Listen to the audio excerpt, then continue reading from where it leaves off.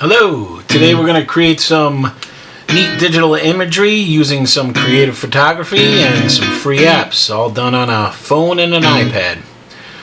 So the first thing I want you to do is just gather a ton of weird and creative photography, alright? So this one I started with 3 mirrors on my bathroom vanity, which allowed me to get some neat kaleidoscope effects.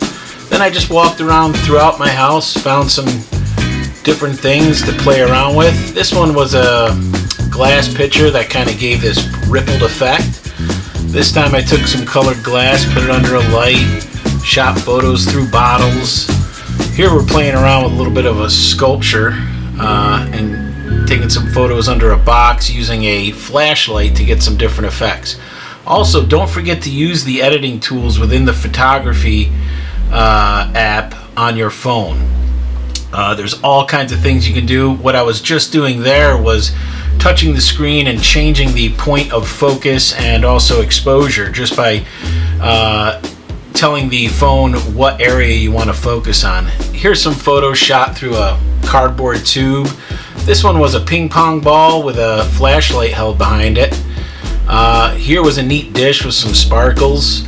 You might even have some cool attachments like this that can give you a macro effect or fisheye lens or even wide angle lens. This was playing around with some panoramic things, and you can also shoot some video, so motion.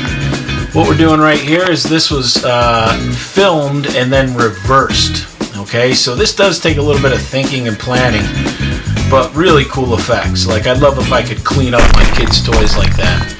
These are effects that were acquired through a free app called Maggie Plus, which allows you to apply some video effects to your videos. There's plenty of them out there, definitely worth exploring. And if you wanted still shots, you go ahead and just freeze frame or screenshot from the video.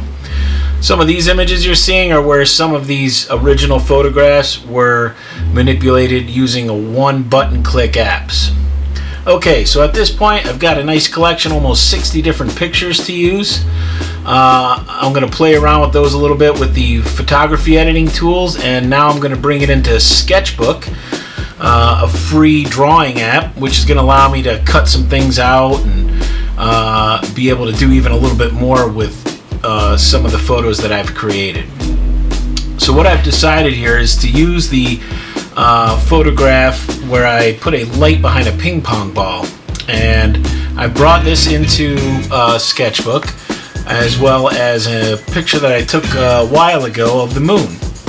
So I've got the picture of the hand, the ping pong ball, a moon. I'm also going to bring in that kind of strange blue glare that was created using a colored glass and some lighting effects. I'm also going to bring in a picture that I took of a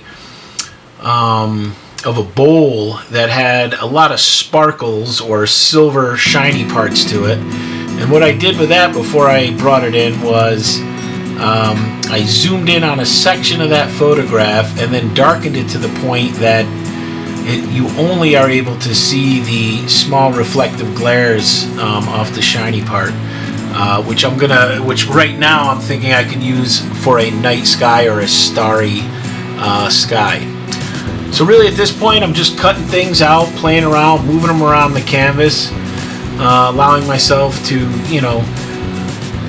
see what different ideas look like. Remember when you're doing this to duplicate things you think you might destroy in the process of manipulating them. Also, don't forget to work in layers. So right here is the photograph that I first manipulated just using some of the adjustment tools on my phone. Remember, you have things like being able to increase the intensity or decrease the intensity of highlights and shadows, contrast, saturation, tint. So, do some stuff on the phone, especially once your ideas start to come into play. I'm also using some things in the Sketchbook app. They don't have a lot of photography editing tools, but you can select layers and play around with opacity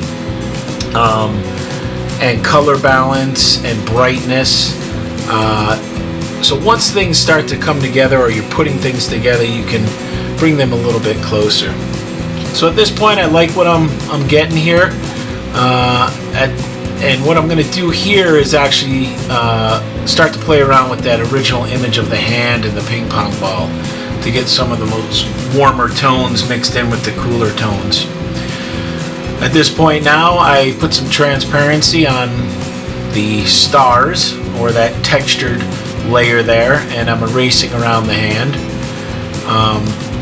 But do a lot of experimentation. Sometimes you don't know whether something's going to look better or worse until you try it.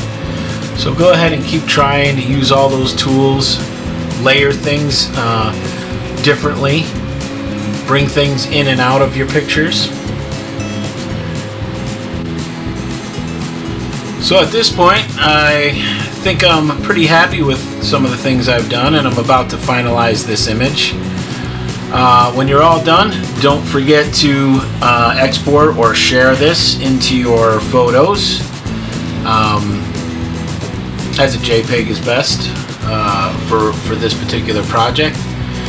When you're all done doing that, don't forget to share it with me in Google Classroom, which you can do right from the Sketchbook app if you'd like. But put that right in Google Classroom as an attachment, and I can't wait to see what you guys have created. So right now, this is a little time lapse of the entire process that I just brought you through on this photo. And we're going to end it with just a little bit of a still shot of the final work. That's it. I hope you have fun doing this, and can't wait to see your work.